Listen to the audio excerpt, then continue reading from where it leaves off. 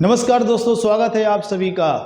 आज का जो हमारा क्वेश्चन है वो आपके रेगुलर पेंटागोन पर बेस्ड है और अच्छा क्वेश्चन है क्योंकि इसमें ज्योमेट्री और पेंटागोन दोनों का नॉलेज हमें होना चाहिए।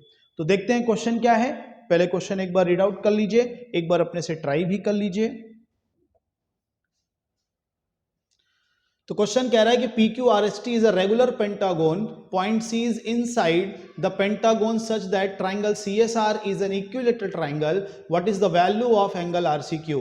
P Q R S T एक रेगुलर यानी होता है जिसे हम सम पंचभुज भी कह सकते हैं। सम पंचभुज है, बिंदु सी पंचभुज के अंदर इस प्रकार है कि त्रिभुज सी एस आर एक समबाहु त्रिभुज बन रहा है। जब तक आकृति नहीं बनाएंगे तो आप इसे नहीं समझ पाएंगे। तो क्वेश्चन ये कह रहा है कि एक पेंटागोन है, मान लीजिए हम लोगों ने ये पेंटागोन बना लिया।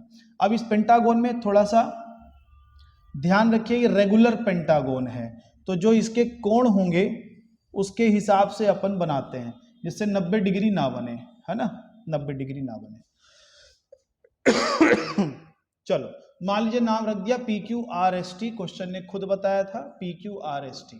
अच्छा, यहां पे कहीं पर एक पॉइंट है अंदर और उस पॉइंट का नाम सी है। मान लीजिए वो पॉइंट यहां पर है सी, और सी को रिलेट किससे किया गया है, ट्राइंगल सी एस आर बनाने की बात हो रही है। यानी ये त्रिभुज बना सी आर एस और इसके बारे में बोला गया कि ये समबाहु त्रिभुज बना। इक्विलेटरल ट्राइंगल की आप सबको खासियत पता होगी कि तीनों इसकी साइड बराबर होती हैं और तीनों इंटरनल एंगल, तीनों अंतः कोण 60-60 डिग्री के होते हैं। ये हम सबको पता है, ठीक। अब यहां पर एक बात और ध्यान रखिएगा, क्योंकि पेंटागोन रेगुलर है तो इसके भी इंटरनल एंगल आप बता सकते हैं। तो यहां पे कितना इसका एंगल होगा उसके लिए आप लोगों ने एक फॉर्मूला देखा होगा, 180 degree into n-2 upon n। ये ईच इंटरनल एंगल का फॉर्मूला है। तो 180 इंटू, क्योंकि n यहाँ पे नंबर ऑफ साइड है तो 5 में 2 घटेगा 3, यहाँ 5 से भाग करेंगे तो ये कितना बनेगा 36, 36 3 108। यानी कैसा भी पेंटागोन अगर रेगुलर है तो हर एंगल उसका इंटरनल 108 डिग्री का होना चाहिए। तो कहीं ना कहीं ये भी रहा होगा। तो सर अगर ये 60 डिग्री निकल गया तो ये कितना बचा, 48 डिग्री। ठीक है, ये अगर 60 डिग्री निकल गया तो ये कितना बचा, 48 डिग्री। अब हमें क्या बताना है, एंगल आरसीक्यू। एंगल आरसीक्यू कहां बन रहा है सर, आर इधर है, सी इधर है और क्यू इधर है, मतलब इधर साइड को अपन को ऐड कर देना था, ये ऐड कर दिया हमने, आर सी क्यू। ये एंगल आपको बताना है, ठीक है। तो पहले जैसे मैंने 48 इधर निकाला तो इधर भी 48 आएगा ना, वही कंसेप्ट कि एक पेंटागोन का इंटरनल एंगल 108 है, 108 है तो 60 निकल गया तो 48 बचा। अब एक बात बताओ, ये जो सी पॉइंट के साथ सी क्यू आर ट्राइंगल बन रहा है, कैसा ट्राइंगल है, ये आइसोसेलेस है। क्यों आइसोसेलेस है, देखो आपने कहा कि सर ये साइड ये साइड ये साइड बराबर हो गई, क्यों, क्योंकि इक्विलेटरल है और ये रेगुलर पेंटागोन भी है तो ये साइड इसके भी बराबर होगी।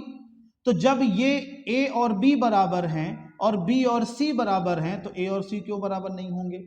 तो ये कैसा त्रिभुज हो गया, आइसोसेलेस ट्राइंगल हो गया, समद्विबाहु। और एक समद्विबाहु त्रिभुज की खासियत क्या होती है कि सर जो भुजाएं बराबर हैं उसके सामने वाले दो कोण भी क्या होते हैं, आपस में बराबर होते हैं। तो इसके सामने वाला ये एंगल और इसके सामने वाला ये एंगल बराबर होगा और तीसरा 48 हमने पता कर रखा है। और ट्राइंगल कैसा भी हो तीनों एंगल का समीशन 180 होता है। तो सर अगर ये मैं 48 हटा दूं तो कितना बचेगा इनके पास कोण, 132 डिग्री टोटल में। अब 132 को दो बराबर भाग में बांटना है, 2 से डिवाइड करेंगे तो ये भी 66 होगा और ये भी 66 होगा।